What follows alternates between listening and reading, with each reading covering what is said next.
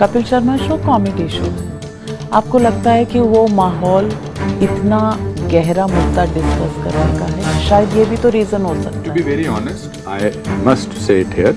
I was called to be on the show और मैंने हरमन जो मेरे मैनेजर हैं उनको कहा था यार मैं ये फिल्म बड़ी सीरियस है, मैं इसमें नहीं जा सकता हूँ। द लाइव टीवी, सच सबसे आगे।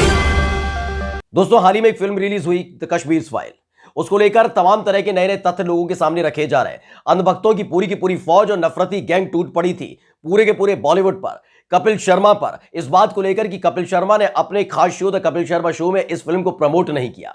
लेकिन अब इन्हीं लोगों के गाल पर जोरदार तमाचा मारा है इसी फिल्म में अभिनय करने वाले और भारतीय जनता पार्टी के सांसद के पति यानी अनुपम खेर ने। उन्होंने बताया है कि द कपिल शर्मा शो में इस फिल्म को न ले जाने का फैसला उनका खुद का था, लेकिन उसके बाद अब जमकर फजीयत हो रही है इन अंधभक्तों की भी, नफरती गैंग की भी। नमस्कार, मैं हूं प्रज्वल गौतम और आप देख रहे हैं द लाइव टीवी।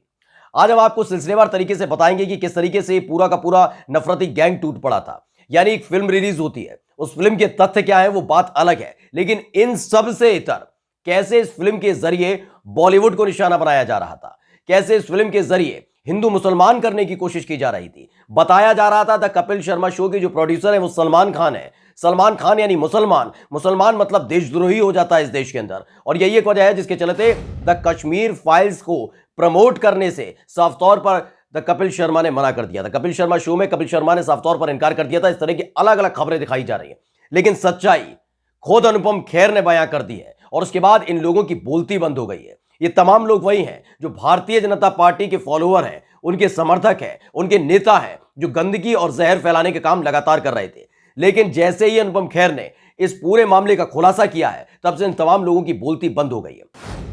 दरअसल टाइम्स नाउ में कार्यक्रम चल रहा था, नविका कुमार सवाल पूछ रही थी, सामने पूरा क्रू बैठा हुआ था, यानी कि जो टीम मेंबर्स हैं इस फिल्म के, जिसमें अनुपम खेर भी है और उसके निर्देशक यानी कि विवेक अग्निहोत्री भी, उन्हीं के बगल में बैठकर पूरा का पूरा खुलासा कर दिया। क्योंकि इस पूरे पोर्ट्रेट में अगर देखेंगे जो नफरत फैलाने का काम लगातार किया जा रहा था इन अंधभक्तों की तरफ से, नफरती गैंग की तरफ से, वो सीधे तौर पर बता रहे थे कि कैसे कपिल शर्मा ने इस पूरी फिल्म को प्रमोट करने से इनकार कर दिया।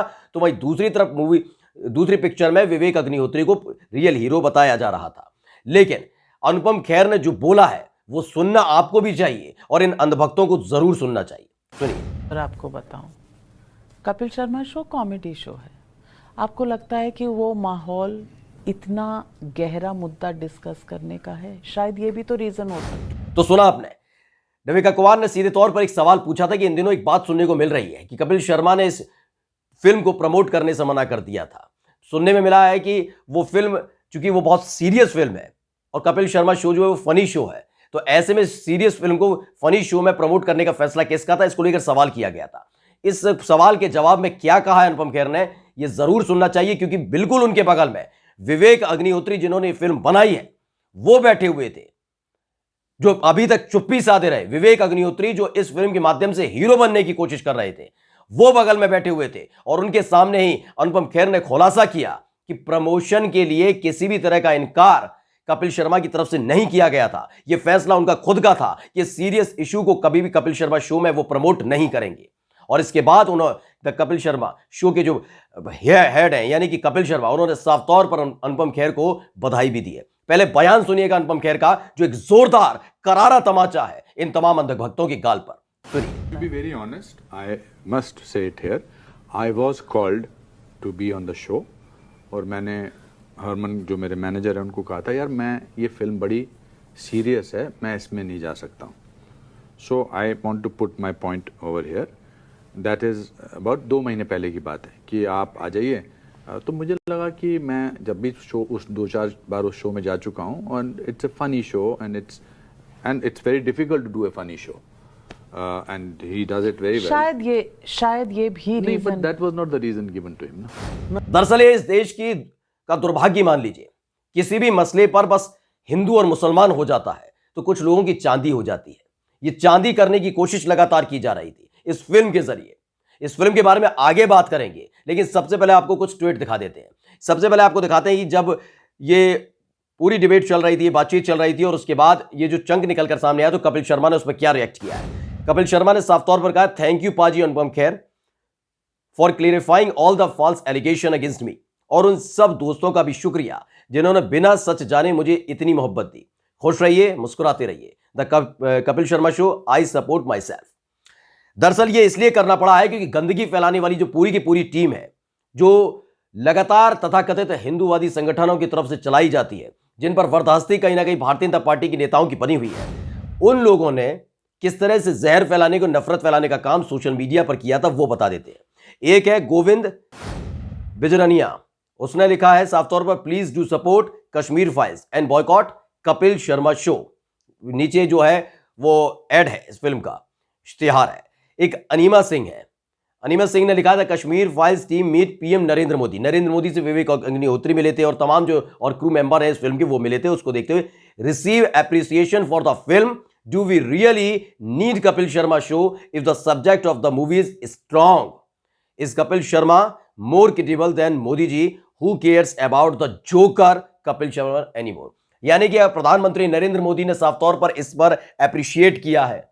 ये कहती हैं कि कपिल शर्मा एक जोकर है, यानी बॉलीवुड के वो तमाम अभिनेता जिसमें अनुपम खेर भी आते हैं, जिसमें वो तमाम भारतीय जनता पार्टी के सांसद भी हैं, चाहे वो हेमा मालिनी क्यों ना हो, वो भी बॉलीवुड से आती हैं, ये तमाम लोग हैं उसमें, लेकिन इनको जोकर करार दे दिया जाता है क्योंकि वो हिंदू मुस्लिम होने में सहभागिता नहीं निभाते। लेकिन सच्चाई सामने आने के बाद ये तमाम जो अंधभक्त हैं, शुतुरमुर्ग की तरह रेत में मुंह दबाए बैठे, कोई बोलने के लिए अब तैयार नहीं है। वह एक अमित सिंह है मौर्य, इन्होंने भी दिल्ली राइट्स को लेकर लिखा है कि joker go and promote at comedy show, Kapil Sharma का जिक्र है, legend go and get it promoted by the world's most popular leader. ये एक नया टैग इन्होंने लिखा था और उस पर दिखाने की कोशिश की गई थी कि किस तरह से आमिर खान की फिल्म को प्रमोट किया जाता है लेकिन कश्मीर फाइल को प्रमोट नहीं किया जाता। और एक और लास्ट की हुई दिखाना जरूरी कैसे जहर फैलाया जा रहा था। Real hero Indian army, this is the new India, the country will listen to the one who talks about Hindu.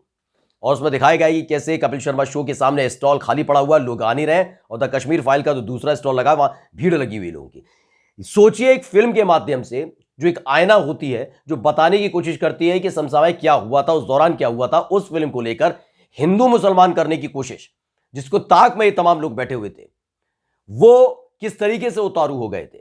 यानी कि आप इस देश में अंदाजा लगाइए, द कश्मीर फाइल्स जैसी मूवीज बनती हैं, उसके माध्यम से कैसे खाई को और चौड़ा करने की कोशिश की जाती है, कैसे नफरती गैंग टूट पड़ता है। वो बात अलग है कि अनुपम खेर चूंकि खुद बॉलीवुड से आते हैं, इसलिए उन्होंने साफ आगे आकर कपिल शर्मा का बचाव भी किया था। उन्होंने बताया था कि कपिल शर्मा ने इनकार नहीं किया था, 2 महीने पहले उनके पास फोन आया था बाकायदा प्रमोशन के लिए, लेकिन चूंकि फिल्म बहुत सीरियस इशू पे बनी है, इसलिए इस फिल्म को इस शो में न ले जाने का फैसला उनका खुद का था। लेकिन जैसे ही अनुपम खेर का यह बयान आया है, अब ये लोग नजर नहीं आते कहीं, ये कोई बोलता हुआ नजर नहीं आता, बताता हुआ नजर नहीं आता कि आखिर तक कश्मीर फाइल्स के जरिए, उसके प्रमोशन के जरिए ये कौन सा जहर बोना चाहते थे, कौन सा जहर फैलाना चाहते थे, ये क्यों नफरत फैला रहे थे। अभी सब के सब गायब हो चुके हैं। दरअसल अब सवाल यह भी उठने लगा है कि आप जब तक कश्मीर फाइल्स का जिक्र करते हैं, उस फिल्म को आप देखेंगे तो उसमें धारा 370 का खूब जिक्र है, अनुच्छेद 370 का बहुत जिक्र है। उस फिल्म को इस तरीके से बनाया गया है कि एक बार अगर आपने देखा तो कहीं ना कहीं आपको धर्म विशेष से नफरत होने लगेगी। इस आधार पर बनाया गया है फिल्म को, उस तरह के हालातों को लेकर जो फिल्म बनाई गई है। लेकिन इस फिल्म के साथ साथ अब तो डिमांड यह भी उठने लगी है, अगर यही है तो गोधरा फाइल्स क्यों नहीं। पूछा जाने लगा है कि अगर इसी तरह के का है तो गुजरात फाइल्स क्यों नहीं मूवी बनाई जाती। लेकिन इन सबसे बेहतर जो नफरत फैलाने वाले गैंग है वो लगातार जारी है, वो किस तरीके से गंदगी फैलाते हैं हमने आपको दिखाया, लेकिन जब पड़ता है गाल पर जोरदार तमाचा तो दूर दूर तक नजर नहीं आते।